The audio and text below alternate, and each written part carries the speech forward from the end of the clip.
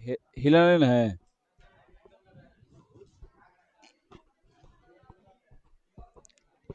चलिए तो एक बार फिर से हम लोग बिहार बोर्ड मैट्रिक परीक्षा 2000 कितना के लिए जी, 27 के लिए एक बार फिर से हम लोग क्या पढ़ रहे हैं जी, हमारा पर्यावरण।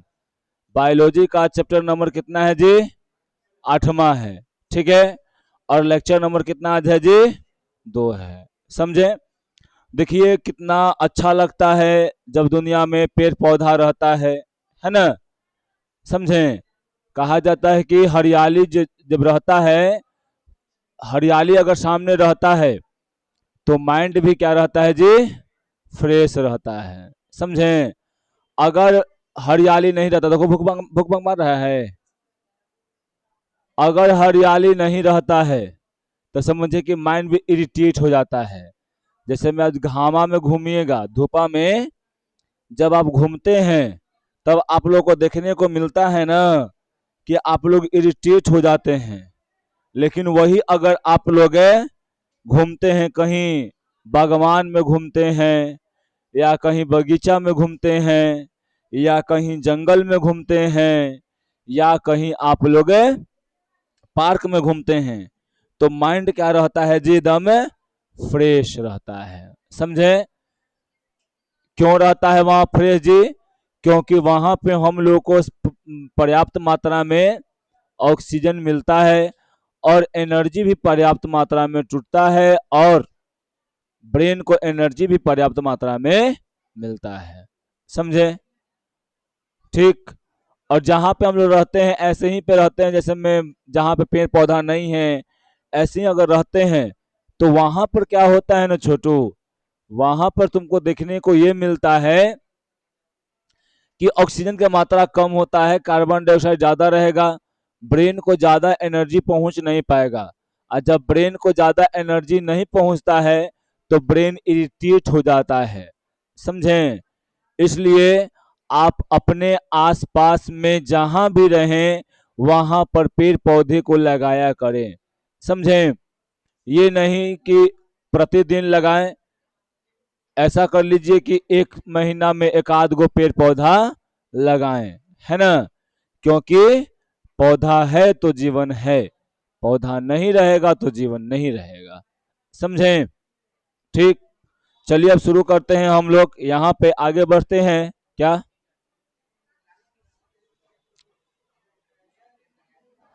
कल हम आप लोग को पढ़ाए थे पारिस्थितिक तंत्र, क्या पढ़ाए थे जी? आप जानते हैं पारिस्थितिक तंत्र में क्या होता है? हम बताए थे कि जैविक जैविक और अजैविक का एक मिश्रण होता है। मतलब यहाँ पारिस्थितिक तंत्र में क्या होता है जी, जैविक भी रहते हैं और अजैविक। जैविक का मतलब क्या होता है कि जो जिंदा रहता है, जगह में जान रहता है, जगह में प्राण रहता है। ठीक है। अजैविक का मतलब वो होता है जिसमें जान नहीं होता है, जिसमें मतलब है प्राण नहीं, जिसमें मिट्टी उट्टी सब आ जाता है, वो सब क्या होता है जी, अजैविक हो जाता है। आप इस बखूबी जानते होंगे। और याद रखिएगा ये आप लोग को संतुलित बनाए रखने में मदद करता है। इसी को हम लोग क्या बोलते हैं जी, इकोसिस्टम कहते हैं या पारिस्थितिक तंत्र कहते हैं। बखूबी जानते होंगे। कल हम आप लोग को थोड़ा सा ये भी बतलाने का प्रयत्न किए होंगे कि ये प्राकृतिक जो है अपने आप को संतुलन बनाए रखता है, यानी अपने आप को संतुलित करके रखता है। अगर जहां पे थोड़ा सा असंतुलित होता है तो ये अपना प्रचंड रूप लेता है, और प्रचंड रूप लेकर क्या करता है, जहाँ पे पूरी तरह से तबाही मचाता है, और फिर अपने आप को संतुलित बनाकर रखता है। प्राकृतिक फिर ये नहीं सोचता है कौन छोटा सा बच्चा है और कौन बड़ा सा बच्चा है ना, कौन मासूम है और कौन जानवर जैसा है, मतलब मासूम नहीं है। ठीक है। तो ये वो नहीं समझता है, सीधे समझता है क्या जी, कि इसको क्या कर देना है, खत्म कर देना है। समझे ना? तो आप लोग इसको बखूबी याद रखिएगा, आप लोग बखूबी याद रखिएगा, आप लोगों को फायदा रहेगा। समझें? क्योंकि आप जानते ही हैं कि प्राकृतिक को संतुलन बनाए रखना हमारा कर्तव्य है, क्योंकि पृथ्वी पर मनुष्य जो है वो क्या है, कैसा जीव है जी, एक सोचनीय यानी सोचने वाला एक मनुष्य जीव है। इसके अलावा कोई सोचने वाला जीव नहीं है। और ये भी याद रखिएगा, मनुष्य जितना सोचने वाला है उसी के कारण ही क्या हो रहा है जी, इतना पर्यावरण डिस्ट्रॉय हो रहा है। आज जितना भी पृथ्वी पर तबाही आ रहा है वो सिर्फ एक ही प्राणी के चलते आ रहा है। वो किसके वजह से जी, मनुष्य के चलते। मनुष्य डेवलपमेंट के आधार पर अपने आप को विकास यानी अपने आप को विकास करने के आधार पर वो पूरी तरह से अपने पारिस्थितिक तंत्र को, अपने इकोसिस्टम को, अपने पर्यावरण को क्या कर रहा है जी, असंतुलित कर रहा है। समझें? तो ये सब ना हो, है ना, उसके लिए हम लोगों को जिम्मेदारी उठानी पड़ेगी। समझें? याद रखिएगा, कोई सरकार, कोई भी आके यहाँ पर एगो मानव पूरा परिवर्तन नहीं कर सकता है। परिवर्तन अगर लाना है तो हर लोग को जगना पड़ेगा, हर लोगों को पर्यावरण के प्रति सचेत होना पड़ेगा। समझें? अगर हमारी सोच पर्यावरण के बिल्कुल अगर विपरीत रहता है तो हम अपने पर्यावरण को सुरक्षित नहीं कर पाएंगे। समझें? तो पर्यावरण से लगाव रखना है। एक बार तुम नाम सुना होगा अमृता बिश्नोई का, नाम सुना है अमृता बिश्नोई का? वो एक ऐसी महिला थी जो अपने पेड़ के लिए अपने आप को बलिदान, मतलब अपने आप को खत्म कर दी थी। समझा? अपना बलिदान दे दी थी। ठीक, यहां तक कि उसके बच्चे भी क्या कर दिए थे, जो अपना बलिदान दे दिए थे। वहां पर लगभग 300-350 के लगभग आदमी वहां पर अपना बलिदान दे चुका था पेड़ पौधे के लिए। तो लोग समझता था पेड़ पौधे का अहमियत। तो हम लोग को भी समझना पड़ेगा। अगर हम नहीं समझेंगे तो हम लोग जिंदा आने वाला जो हम लोग का पीढ़ी है वो अच्छा से नहीं रह पाएगा। समझें? ठीक, तो चलिए, तो देखिए, इकोसिस्टम को हम लोग को बनाए रखने के लिए क्या करना पड़ेगा जी, पेड़ पौधे को कम काटना पड़ेगा, लगाना ज्यादा पड़ेगा, है ना। इंडिया में सोच लो कि अगर एक मनुष्य एक पेड़ पौधा लगाता है तो हमारे यहाँ लगभग 145 करोड़ जनता है, 145 करोड़ पेड़ लग जाएगा, पूरा इंडिया हरा भरा हो जाएगा। लेकिन हम लोग ऐसा नहीं करते हैं, क्योंकि हम लोगों के दिमाग में सिर्फ यही बैठा हुआ है कि हमारा खाली करे से हो जाता है ना। हम अगर एगो पेड़ लगा देंगे तो हो जाएगा, सब यही सोचता है ना। एगो याद रखना, तुम्हारे गांव में या हमारे गांव में सब यही कहता है, सब सब फलनवा तो सब तो यहाँ खराबे है, एगो करे से हो जाता है, कहता है सब ना। लेकिन ऐसा बातें नहीं है, ऐसी बातें नहीं है ना। आदमी कोई एक ही को शुरुआत करता है और फिर सब ठीक कर देता है। समझा? और इस उससे पहले इतना ध्यान रखिए कि सब सब नहीं है, सब हम हैं या सब मैं हैं। सब कहता है कि सब खराब है, लेकिन सब थोड़ी है वहां पे, सब तो मैं है। हम बोलेंगे कि यहाँ पे तू सब खराब है, या हम बोलेंगे कि यहाँ के सब खराब है, तो यहाँ सब में हम ना आ गए जी। तो अगर हम दूसरे को ठीक ना करके अपने को ठीक करेंगे तो क्या हो जाएगा जी, और सब वही काम करेगा, अपने आप को ही ठीक करेगा, दूसरा के फिर में नहीं रहेगा, तो सब ठीक हो जाएगा। समझा? तो ये फिर में मत रहो कि सब खराब है, सबको ठीक करना है, दूसरे को ठीक करने के फिर में मत रहो, अपने ठीक हो जाओ, दूसरा ठीक हो जाएगा। समझा? क्योंकि सब हम हैं, सब सब नहीं है। ठीक,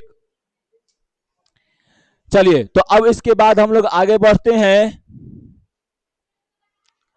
हम यहाँ पर ये भी बताए थे आप लोग के जीव मंडल में विभिन्न घटक तथा उनके बीच ऊर्जा और पदार्थ का आदान प्रदान सभी एक साथ मिलकर पारिस्थितिक तंत्र का निर्माण करते हैं। आप लोग बखूबी जानते हैं यहाँ पे कि यहाँ पर क्या बोल रहे हैं कि जीव मंडल में जो है ना अलग अलग घटक मिलकर क्या करते हैं जी, यहाँ पे इसका निर्माण करते हैं। किसका? जीव मंडल का निर्माण करते हैं। समझें?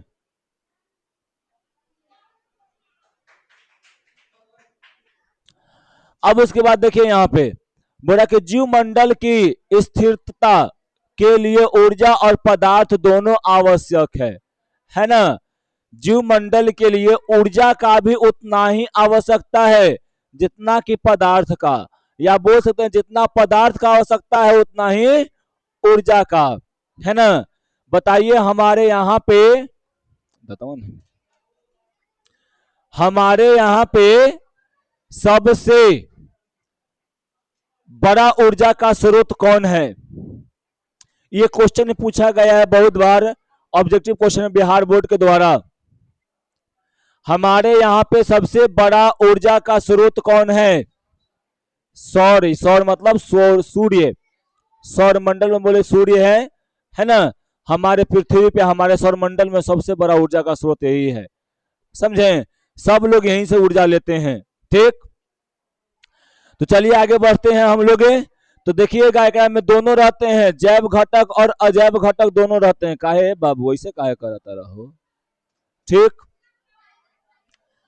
देखो यहाँ पर किसी भी एक घटक के असामान्य हो जाने से संपूर्ण जीव मंडल में असंतुलन की स्थिति उत्पन्न हो जाती है।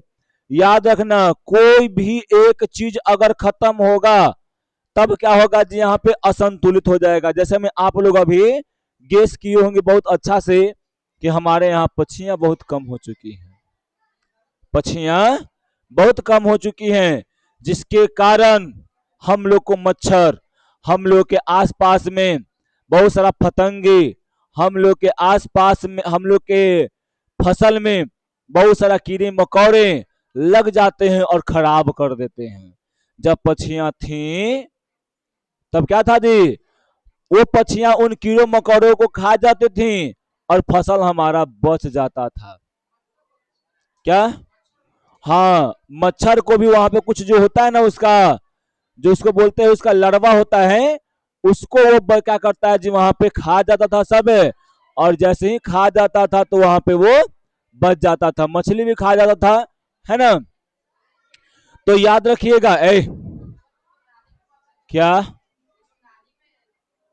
नाली में रहता है, बहुत सा जगह पे रहता है, तो कीड़ा मकोड़ा उसको खाता था और उसको वो खा जाता था, ठीक, समझे। तो कीड़े मकोड़े यानी पक्षियां कम होने के चलते क्या होता है जी, यहाँ पे बहुत सारा तकलीफ हो रहा है किसानों को। जानते होंगे राम जी के घोड़ा का नाम सुने होंगे, जिसको हम लोग बोलते हैं टिड्डा, या उसको बोलते हैं ग्रास हॉपर, समझे ना। उसमें क्या यहाँ पे अभी झोल झाल है कि अगर कोई किसान अगर फसल रोप दे रहा है, वो लग के क्या कर दे रहा है ना, पूरी तरह से उसको खत्म करने का काम कर रहा है, उसके जो फल होता है फल को खाने का काम कर रहा है, समझे। जिसके कारण क्या हो रहा है जी, फसल खराब हो रहे हैं, जिसके कारण क्या हो रहा है जी, फसल जो है वो खराब हो रहा है। अब वो फसल को हम लोगों के पास बचाने का क्या उपाय रह गया है जी, दवाई। जितने दवाई, अब बताओ वो दवाई को अगर हम डायरेक्ट ऐसे उठा के एक फाका मार दें तो राम नाम सत्य हो जाएगा, है ना। लेकिन वही उस फसल में मिला के खा रहे हैं धीरे धीरे, समझे। जिसके कारण आप लोग को बहुत सारी तकलीफें देखने को मिलती है। क्या क्या देखने को मिलती है? हेयर फॉल, है ना। मनुष्य में अगर मानव में देखो तो हेयर फॉल, समझा। बहुत तरह के बीमारी, जल्दी बुढ़ापा, है ना, झुर्री पड़ जाना, ठीक है। महिलाओं में देखो तो उसमें भी बहुत सारा होता है, ठीक है। महिलाओं में होता है कि जनन क्रिया में असामान्य हो जाता है जनन क्रिया, ठीक। तो बहुत सारे परिस्थितियां यहाँ पे बदलती रहती हैं। ये सब किसके कारण हो रहा है जी? सब केमिकल के कारण हो रहा है, ठीक। हम लोग लाते हैं कि लाओ पोटाश ले आओ, सल्फर ले आओ, डीएपी ले आओ, जिंक ले आओ, थाइमेट ले आओ, मार दो। अगर उसको हम लोग खा लेते तो मर जाएंगे, लेकिन अगर वही उसको साथ लेते हैं तो बहुत सारा दिक्कत हो रहा है ना। यहाँ तक कि आप देखेंगे जानवर पर भी इसका इफेक्ट पड़ रहा है। जो पालतू जानवर है वो लोग भी वो प्रोडक्ट खाता है, और खाता है तो उसके जनन क्रिया में बहुत सारा प्रॉब्लम देखने को मिल रहा है, समझे। आज के जो अभी ना बहुत सारे जानवर जो हैं, गाय भैंस जो हैं, वो इनफर्टिलिटी का शिकार हो जा रहे हैं। इनफर्टिलिटी का मतलब होता है, क्या उसको बोलते हैं, बांझपन होता है ना, बांझपन, बांझपन का शिकार हो जा रहे हैं सब। समझा? तो ये सब केमिकल का बहुत सारा प्रभाव है। समझा? तो कहीं ना कहीं तो आपको नुकसान तो पहुंच रहा है ना जी। अब फिर क्या होगा कि ये अपना संतुलन बनाए रखने के लिए कुछ ये प्राकृतिक अपने आप में चेंजिंग करेगा, और वो चेंजिंग में बहुत सारे जीवों का नाश हो जाएगा। समझे? ठीक। तो इसको आप ध्यान दीजिए कि जीव मंडल असंतुलित, मतलब यहाँ पर असंतुलन की स्थिति उत्पन्न हो जाती है, जिससे सारा जीव मंडल प्रभावित होता है। अब देखिए यहाँ पे क्या है, यहाँ पे कि पारिस्थितिक तंत्र, पारिस्थितिक तंत्र जीव मंडल की एक स्वपोषी संरचना है। कैसा संरचना है जी? स्वपोषी संरचना है एवं कार्यात्मक इकाई है ना।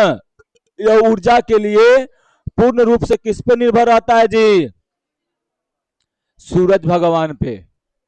किस पे निर्भर रहता है जी? सूरज भगवान पर निर्भर रहता है ना। आप लोग जानते ही हैं कि सूरज पर निर्भर रहता है ये। ठीक।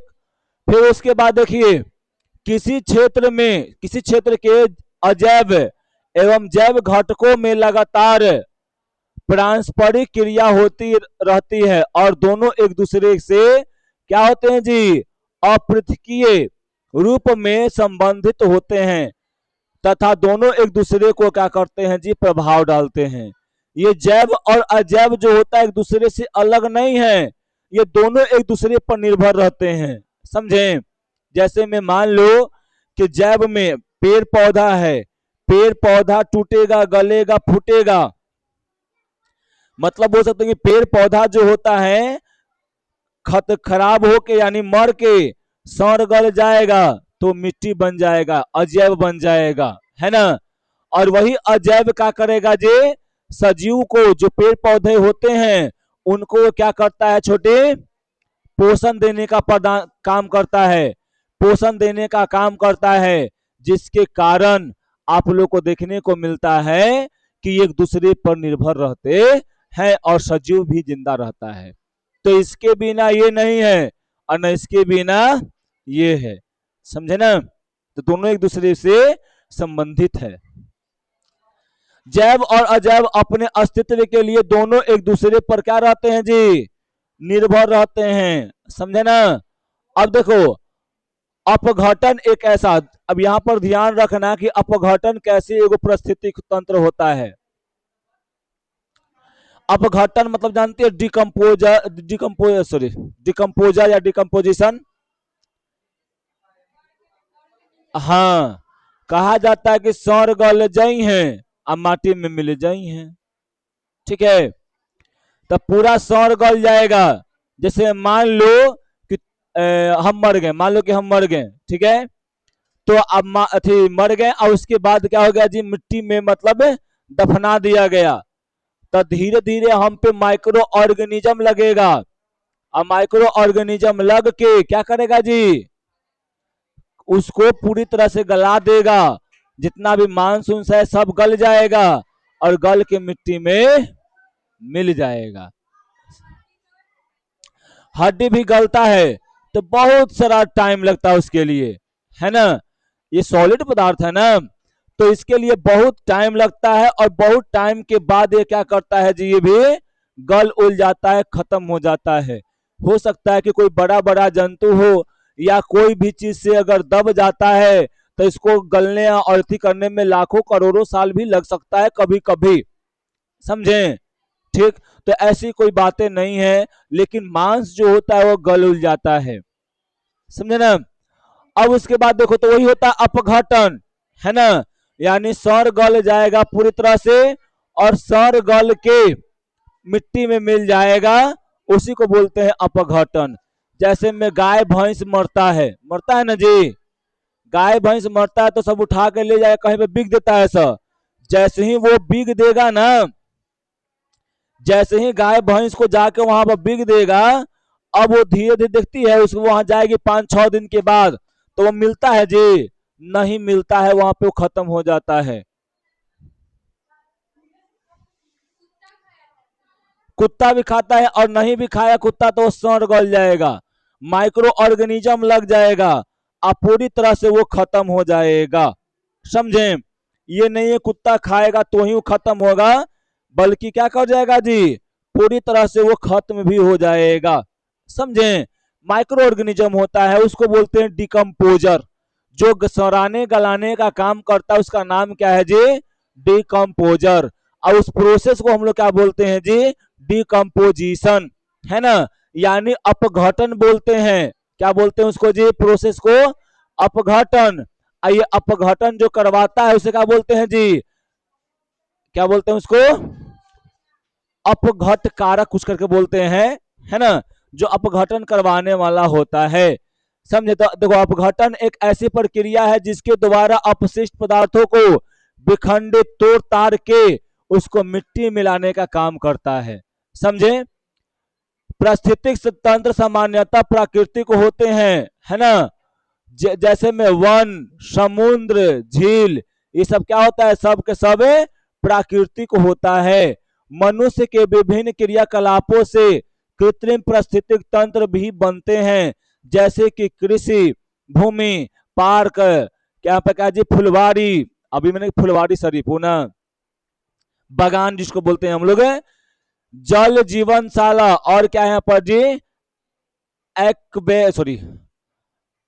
एक्वेरियम, एक्वेरियम यानी इत्यादि यहाँ पर बन सकता है। जैसे मैं देखो यहाँ पर मनुष्य कृत्रिम भी बना सकता है। कृत्रिम मतलब क्या, कृत्रिम पारिस्थितिक तंत्र का भी निर्माण निर्माण कर सकते, जैसे पार्क का निर्माण कर दिए, तो वहां पे भी जितना भी चीज है सजीव निर्जीव वहां भी रहता है ना, तो पारिस्थितिक तंत्र का। तालाब, हाँ मछली वाला, मछलियों का में तालाब वालाब रहता है ना, तो क्या में डालते हैं ना मछली, तो भाई क्या, अब भाई देखो, कुछ तो करना नहीं चाहिए, लेकिन व्यापार अपना है तो व्यापार के लिए लोग करता है।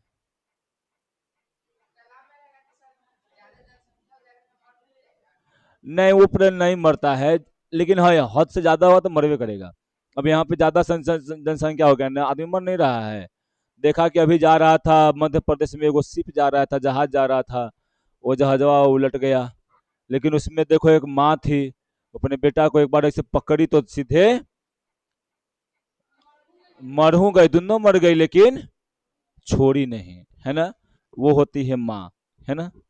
समझे?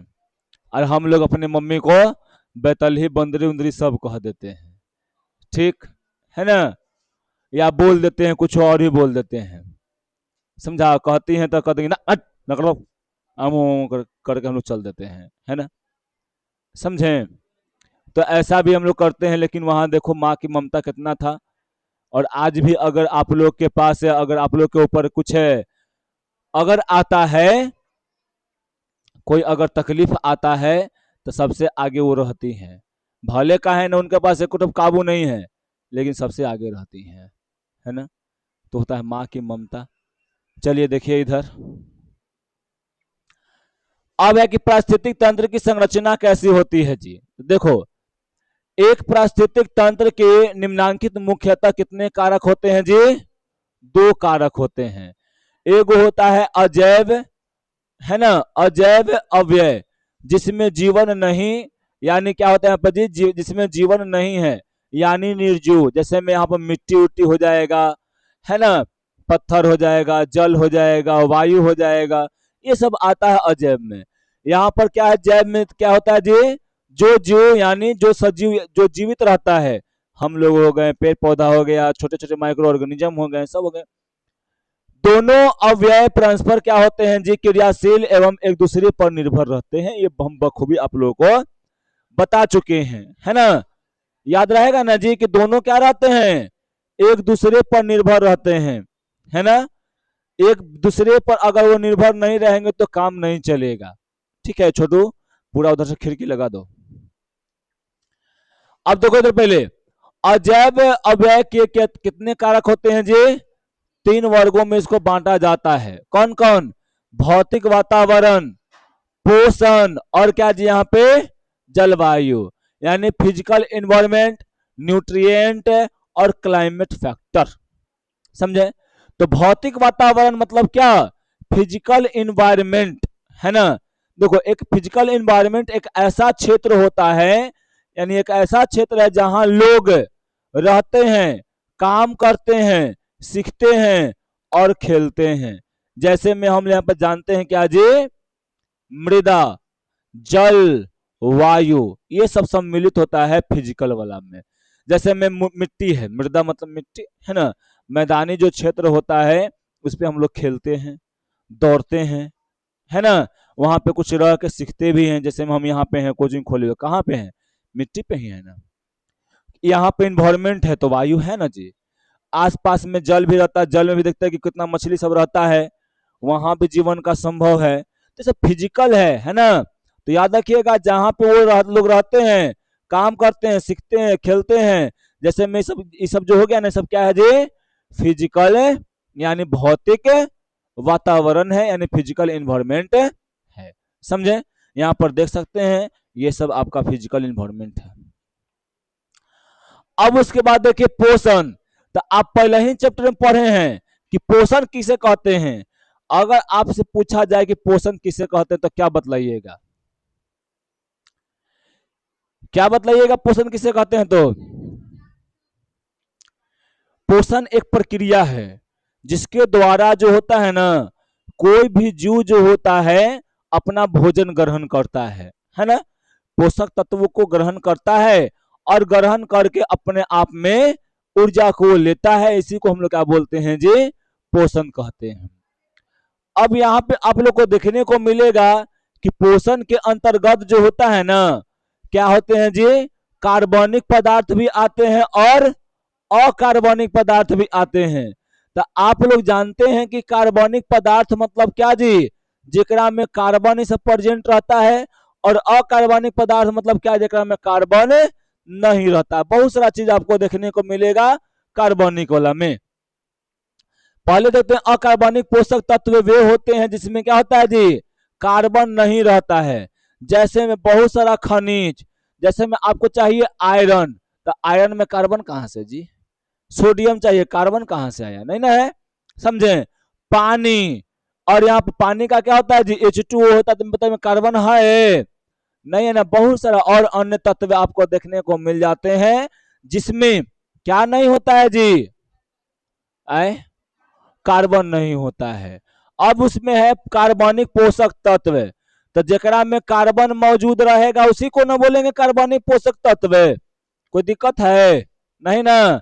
जैसे में आप देखिए कार्बोहाइड्रेट, या यहाँ पे वसा, या प्रोटीन, या ग्लूकोज, या विटामिन, ये सब में क्या होता है? छोटे कार्बन प्रेजेंट होता है।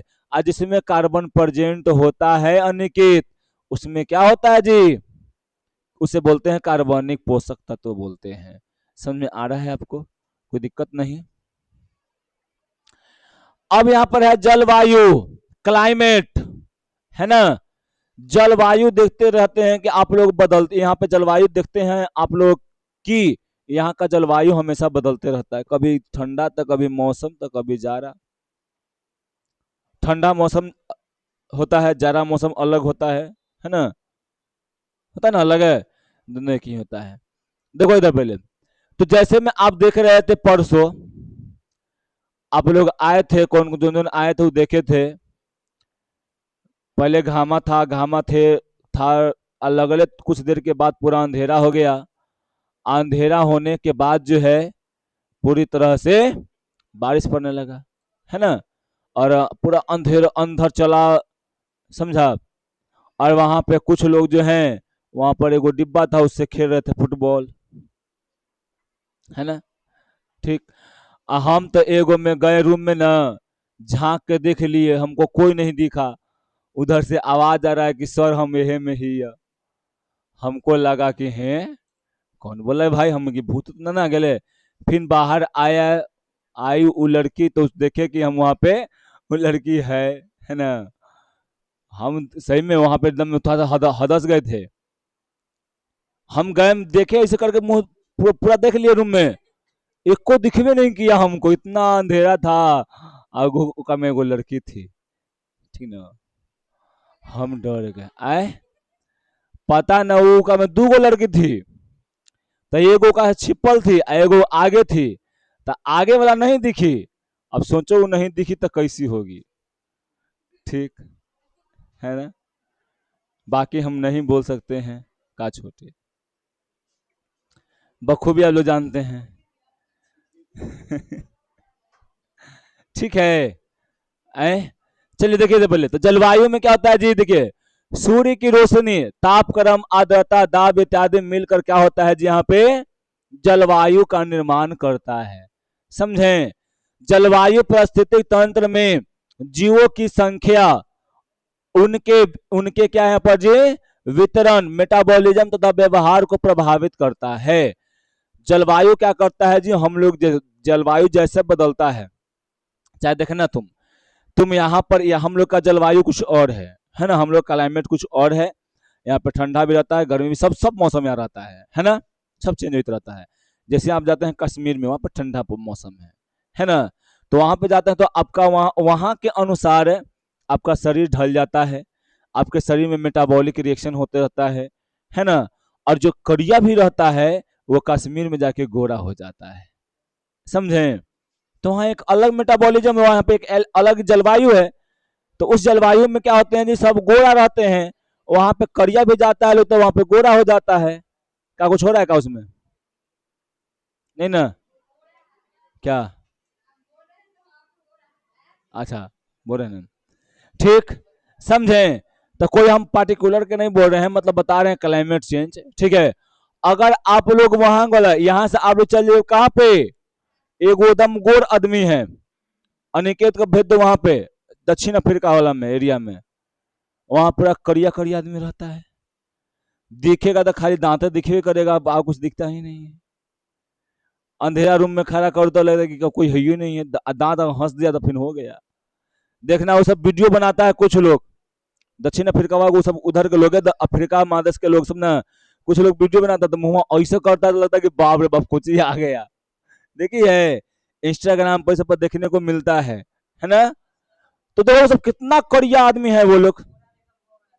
हाँ, तो वो लोग का देखो वो सब क्या है, वो सब क्यों है वैसा, वो सब क्लाइमेट चेंज के अनुसार है। वो वहां पे जलवायु ही वैसा है कि वो लोग उतना करिया है, गर्म प्रदेश है वो सब, धूप रहता है ज्यादा, गर्म एरिया है तो गर्म एरिया में करिया रहेगा, काला नहीं होगा लेकिन वहां पे उसका दिख जाएगा, हल्का सांवला हो जाएगा, है ना।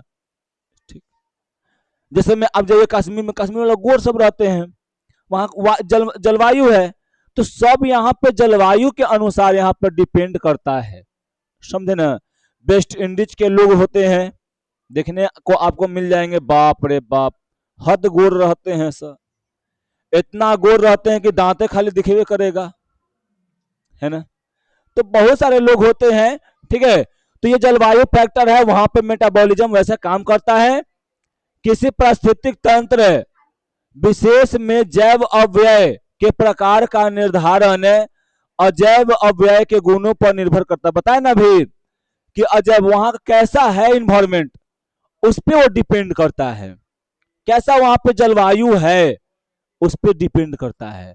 अब ये नहीं कि हम लोग यहाँ हैं तो हम लोगों में देखना, हम लोगों में मिलीजुली सरकार रहता है, कुछ लोग गोर होते हैं, कुछ लोग करिया, कुछ लोग मतलब सांवला होते हैं, जैसे हम सांवला में आते हैं, छोटुआ थोड़ा सा करिया में आता है, अगर प्रिंसवा आ जाए तो करिया में आता है, छोटिया सांवला में आती है ना।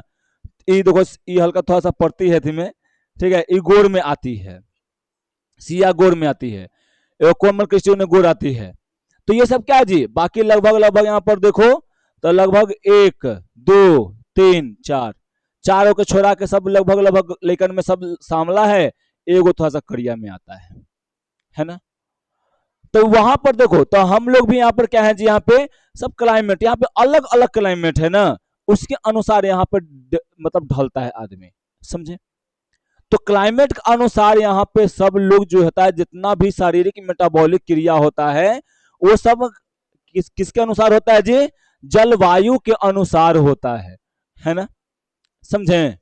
ठीक, कोई यहाँ पर दिक्कत नहीं होगा, समझे।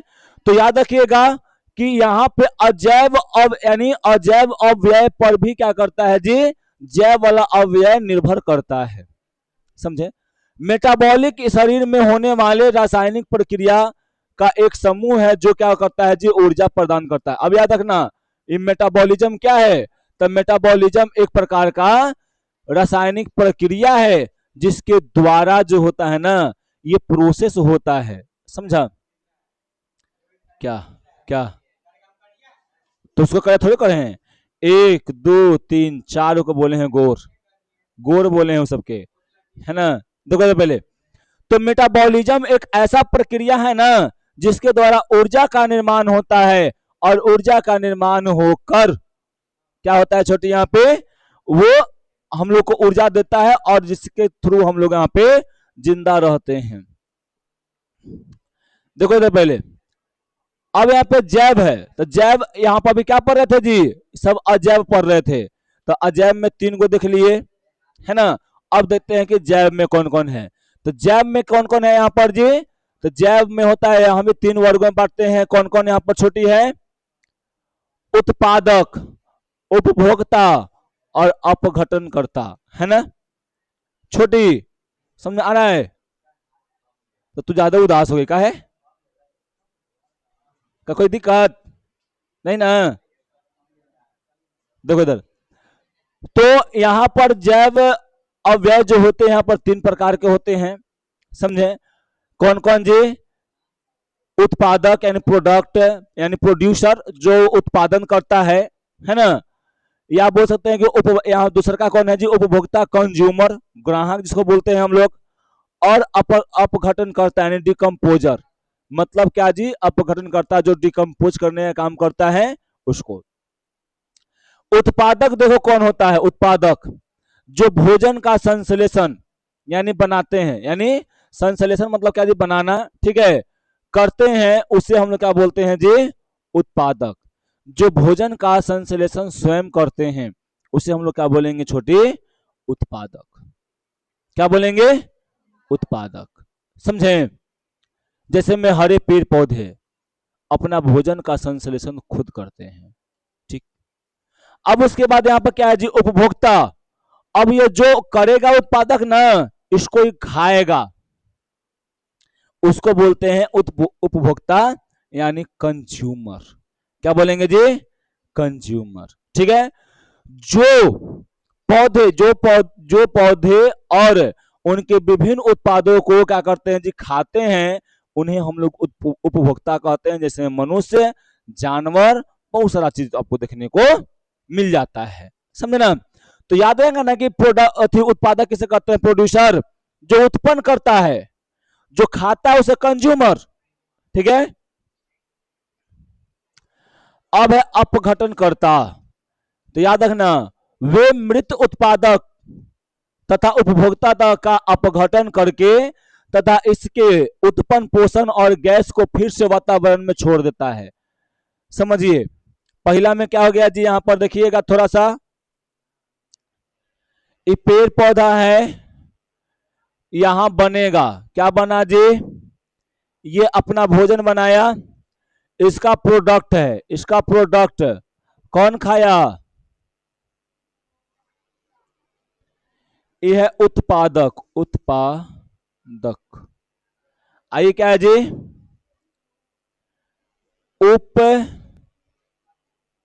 उपभोक्ता, है ना? अब देखो यहां पे, तो ये वाला एक का जो प्रोडक्ट रहेगा, ये कौन खाएगा? ये खाएगा। अब मान लो कि हइयो मर गया, आइयो मर गया, तो क्या कर जाएगा जी? दोनों मिट्टी में मिलाने के लिए, मिट्टी में मिलाने के लिए कुछ काम करना पड़ेगा ना, तब आएंगे अपघटन। क्या यहाँ पे आएंगे जी? अपघटन करता है, डिकम्पोजर आएंगे, एक पर मिल जाएंगे। ये क्या होते हैं जी? सूक्ष्म जीव होते हैं, सूक्ष्म,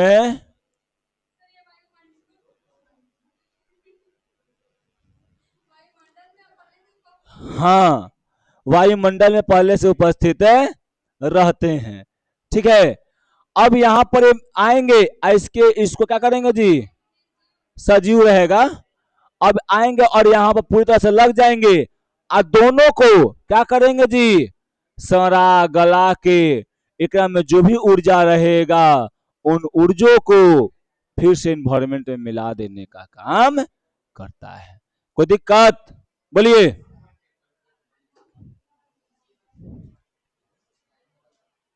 कौन बोला? तोरा छुट्टी ना तो रोल है, तो ये पर समझते ना,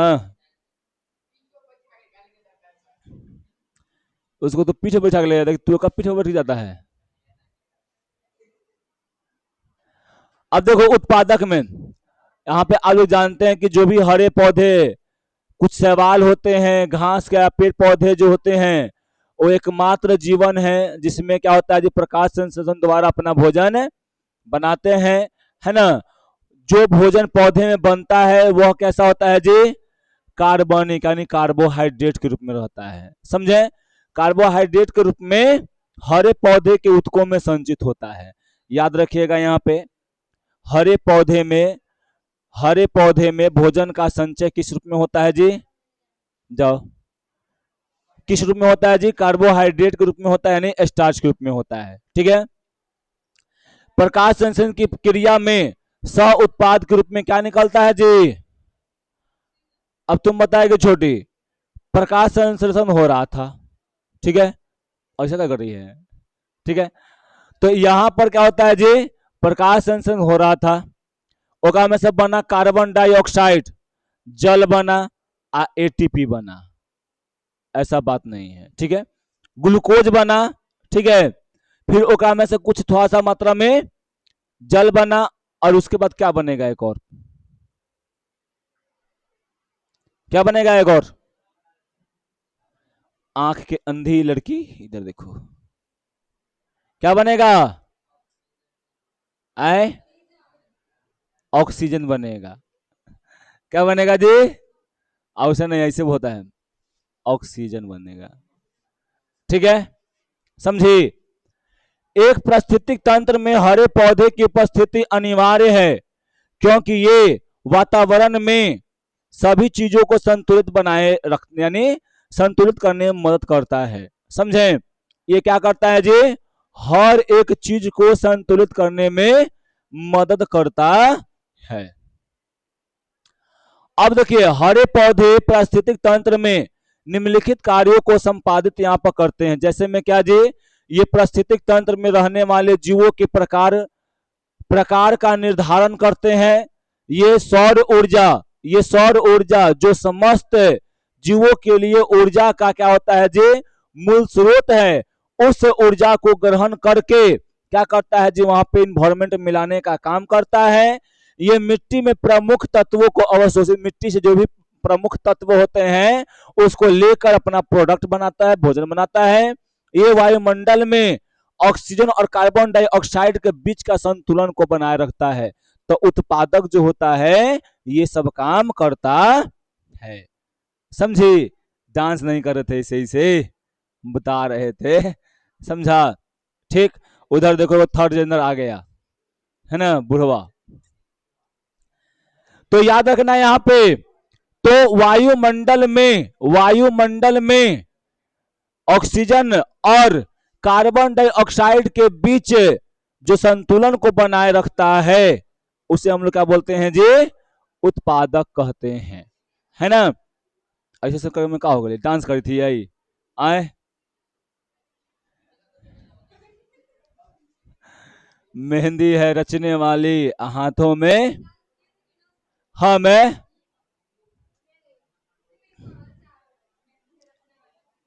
हम डांस करबू तो फिर धरती हिल जतो, हम हाथी, ए हम डांस ऐसे नहीं करते, हाथ ऐसे करेंगे, ऐसे खाली ऐसे से करते हैं हमेशा डांस, समझे। हम लोग को डांस नहीं होता है। अगर नहीं तो हम एक बार किए थे, हम सूरज देखे क्या होगा मास्टर, देखा था ना मैं, तो उससे हम लोग डांस करते हैं, ठीक। हम लोग का डांस होता है तो फिर समझ लेना, आज आज करेंगे, रुक जाओ, आज है मरवा है, आज आज करेंगे उसने डांस, ठीक। मैं लाज लगता है जी कईयो डांस किए करवे नहीं किए हैं, इतना तक उम्र में डांस करवे नहीं किए हैं, और करेंगे तो लाज लगता है ना। ठीक, अगर लाज नहीं लगवाना है ना, तो बस जाओ उन्हें लुका जाओ, और लुका के दूसरा आदमी को बुला लो, शरीर पर दम चढ़वा लो दूसरा आदमी, और कर बाद फिर डांस, खाली नागिने डांस होगा, कोई फिर बोलेगा रहा, समझा। ठीक, देखो इधर पहले, अब क्या है जी यहाँ पर उपभोक्ता, यानी क्या है जी यहाँ पे उपभोक्ता मतलब कौन, कंज्यूमर। ऐसे जीव जो अपने पोषण के लिए क्या होते हैं जी, पूर्ण रूप से उत्पादकों पर क्या रहते हैं, निर्भर रहते हैं, उसे हम लोग क्या बोलते हैं जी, उपभोक्ता कहते हैं। समझे क्या हुआ, कहां से का रही है, याद रखना। ऐसे जीव जो क्या करते हैं जी, भोजन के लिए पूर्ण रूप से कहां रहता है निर्भर, पूर्ण रूप से कहां रहता है निर्भर, उत्पादक पर रहता है ना, उसी को बोलते हैं उपभोक्ता। ठीक है, सभी जंतु क्या कर दे रहे हैं, सभी जंतु उपभोक्ता की श्रेणी में आते हैं, क्योंकि क्लोरोफिल की अनुपस्थिति में ये जंतुएं जो होते हैं अपना भोजन नहीं बनाते हैं। ठीक है, समझें। और जब भोजन का संयाप नहीं बनाएंगे, तो अप्रत्यक्ष या प्रत्यक्ष रूप से किस पर निर्भर रहेंगे जी, पौधे पर। याद रखिएगा, सभी के सभी ये किस पर रहते हैं निर्भर जी, क्या रहते हैं, परपोषी। जितना भी रहते हो सब क्या है जी, परपोषी है। अब उसके बाद याद रखिएगा, उपभोक्ता तीन प्रकार के होते हैं, कितने प्रकार के होते हैं जी, उपभोक्ता कितने प्रकार के होते हैं, तीन प्रकार के। ठीक, जिसको हम लोग कब पढ़ेंगे, कल पढ़ेंगे। कुछ पहले पूछा पूछी हो जाए।